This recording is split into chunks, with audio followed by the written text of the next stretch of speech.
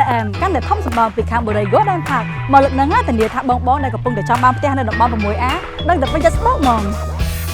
ចំណេញរហូតដល់$99,999និងការចុះផ្សាយផ្សងសំណាងដែលនៅក្នុងនោះមានតែប្រាក់រហូតដល់$9,000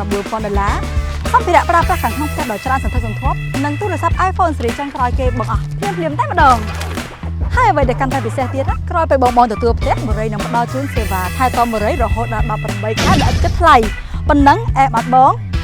ហើយអានេះគេហៅថាចំណេញលើចំណេញតែម្ដងបង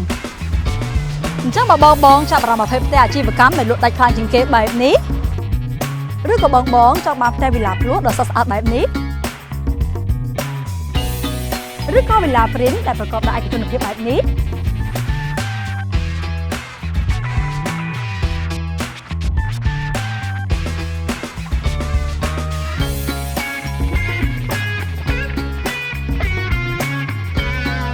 ហើយមួយនៅខាងក្រោយខ្នងខ្ញុំនេះគឺជាប្រភេទផ្ទះវីឡា Queen ដែលសល់ដីធំទូលាយខ្លាំងមែនទែនបងក៏ប្រភេទផ្ទះណាមួយក៏ទទួលបានប្រម៉ូសិននេះដែរបងទាំងអស់នេះគឺជាការផ្ដល់ជូនដ៏ធំសម្បើមពីខាង Borei Golden Park ក្នុងឱកាសខួប Anniversary ក្នុងឆ្នាំនេះផ្ទាល់តែម្ដងមកមុនបានមុនឱកាសដ៏ពិសេសនេះអត់ងាយមានទេណាបង Borei Golden Park គម្រោង The Natural ស្រស់ស្រឡះធម្មជាតិ